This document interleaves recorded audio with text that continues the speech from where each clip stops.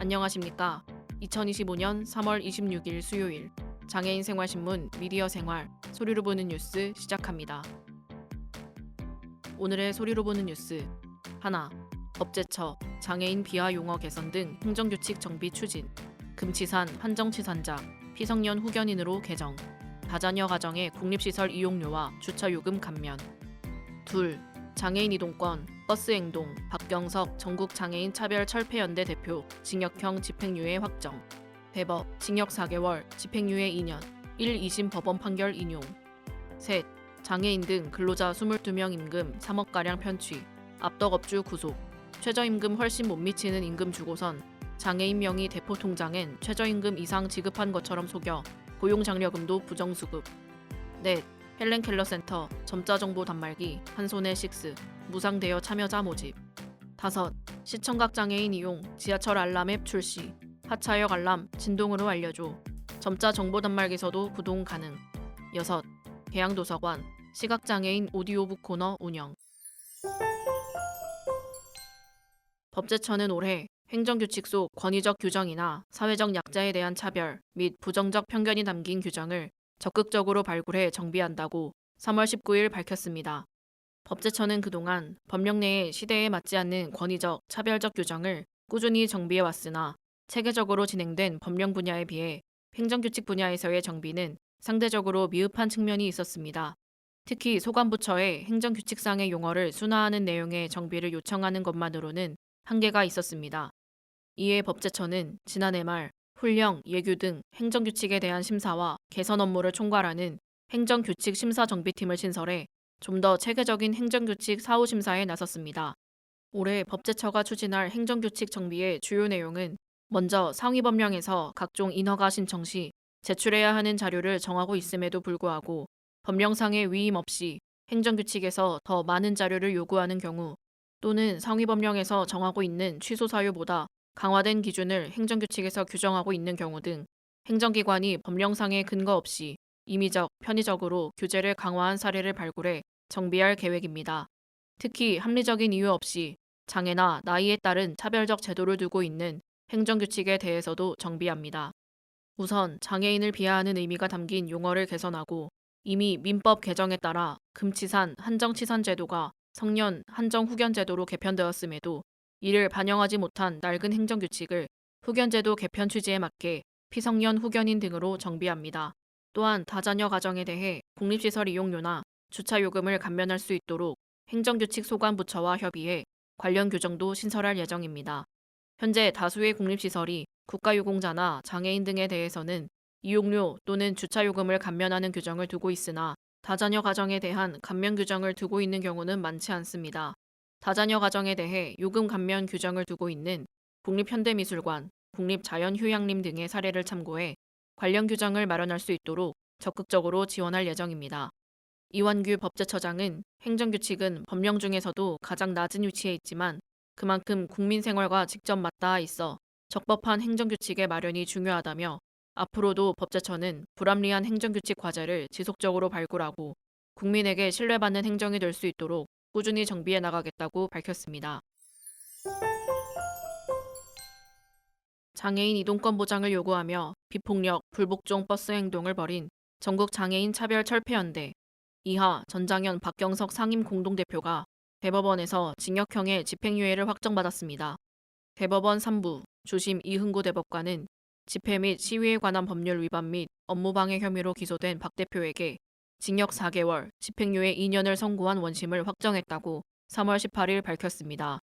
대법원은 원심의 판단에 논리와 경험의 법칙을 위반해 자유심증주의의 한계를 벗어나거나 집회 및 시위에 관한 법률 위반죄, 업무방해죄의 성립, 정당행위, 죄수에 관한 법리를 오해하는 등으로 판결에 영향을 미친 잘못이 없다고 판단했습니다. 박 대표는 지난 2021년 4월 8일 오후 6시 40분부터 7시 3분까지 서울 종로구 마로니에 공원 앞 버스 정류장에서 신고 없이 전장현 회원 20여 명과 집회를 열고 쇠사슬로 회원들과 몸을 연결해 묶은 채 버스 운행을 방해한 혐의를 받았습니다. 검찰은 당시 집회 신고가 없었고 위력으로 버스 운행 업무를 방해했다며 박 대표를 불구속 기소했습니다. 1, 2심 재판부는 모두 박 대표의 행위가 5개 집회에 해당한다며 징역 4개월에 집행유예 2년을 선고했습니다. 1, 2심 법원은 전장현의 시위가 신고 없는 불법 집회였으며 버스 운행을 막아 업무방해죄에 해당한다고 봤습니다.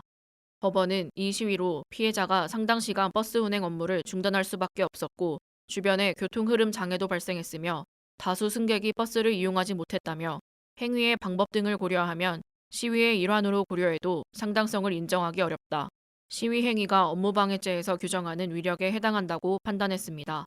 당시 시위가 장애인 이동권 보장을 위한 정당한 행위였다는 박 대표 쪽 주장에 대해서는 시민들이 대중교통을 이용하는데 현실적으로 장애가 발생하는 등 재반 사정을 고려하면 이 사건 행위는 사회상규에 위배되지 않는 행위의 요건을 갖추지 못했다고 밝혔습니다.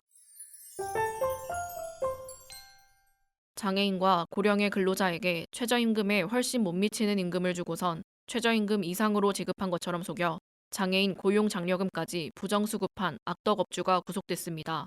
고용노동부 양산지청은 장애인 12명을 포함한 근로자 22명의 임금, 퇴직금 등 2억 8천여만 원을 체불한 병원 의료세탁업체 사업주 A씨를 근로기준법, 근로자 퇴직급여보장법, 최저임금법 위반 혐의로 구속했다고 3월 20일 밝혔습니다.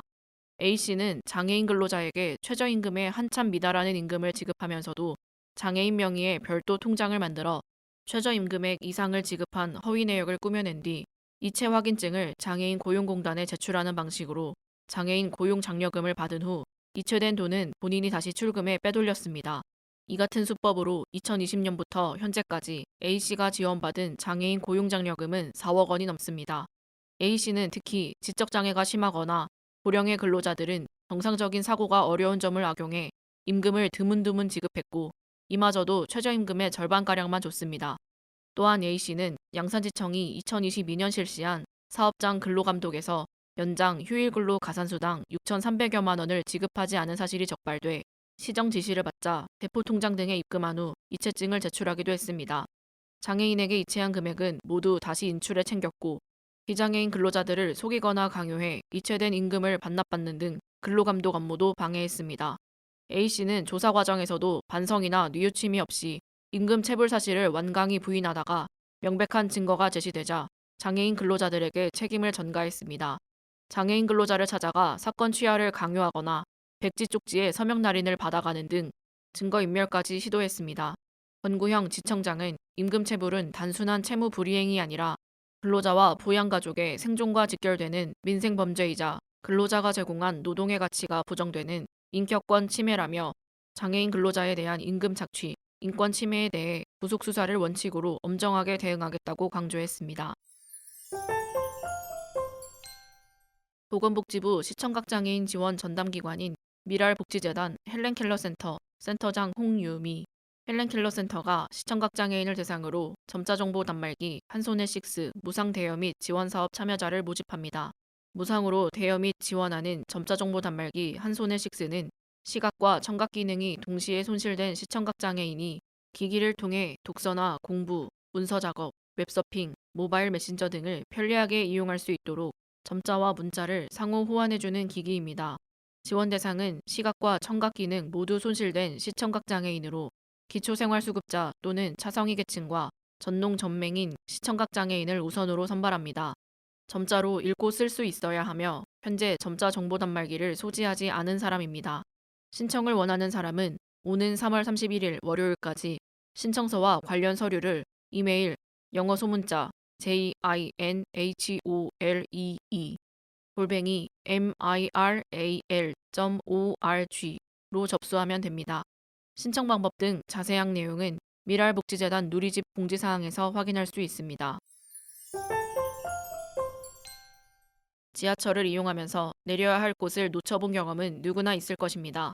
그러나 특히 시각 및 청각이 동시에 손상된 시청각 장애인은 전광판 안내는 물론 음성 안내도 확인할 수 없어 그 불편은 이루 말할 수 없습니다. 이런 불편을 덜어주는 앱이 있습니다. 지난해 11월 출시한 지하철 탑승 정보 알림 앱 지하철 알람입니다. 이 앱은 시청각 장애인의 대중교통 접근성을 높이기 위해 개발된 앱으로 팀원이 복지재단의 후원을 받아 개발됐습니다. 앱은 통신사 기지국, GPS, 역내 와이파이 등 무선 정보를 종합해 현재의 위치를 확인하고 목적지로 설정한 역에 도착 전에 알람과 진동음으로 내려야 할 역을 알려줍니다. 또한 안드로이드 운영체제가 설치된 점자 정보 단말기에서도 구동할 수 있어 위치한 역을 점자로도 확인할 수 있습니다. 지하철 알람 앱은 플레이스토어에서 내려받아 사용할 수 있습니다. 현재는 안드로이드 운영체제에서만 사용할 수 있습니다. 인천시 교육청 계양도서관은 시각장애인과 저시력자를 위한 오디오북 코너를 운영한다고 3월 20일 밝혔습니다. 계양도서관 디지털 자료실의 오디오북 키오스크에는 베스트셀러 699권이 마련되며 별도 회원가입 없이 하루 최대 100권까지 대출할 수 있습니다. 또한 헤드셋 무료되어 개인 기기를 통한 QR코드 서비스도 제공해 어디서든 편리하게 이용할 수 있습니다. 계양도서관 관계자는 앞으로도 지속적인 콘텐츠 확충과 서비스 개선으로 더 많은 시민이 오디오북을 편리하게 이용할 수 있도록 노력하겠다고 말했습니다. 오디오북은 책의 내용을 음성으로 녹음한 디지털 콘텐츠로 몰입을 높여주는 배경음악과 효과음이 포함되기도 합니다. 시각장애인뿐만 아니라 일반 시민에게도 독서 편의를 제공합니다. 지금까지 소리로 보는 뉴스를 애청해주셔서 감사합니다. 장애인 생활신문 미디어 생활, 소리로 보는 뉴스 다음 시간에 찾아뵙도록 하겠습니다.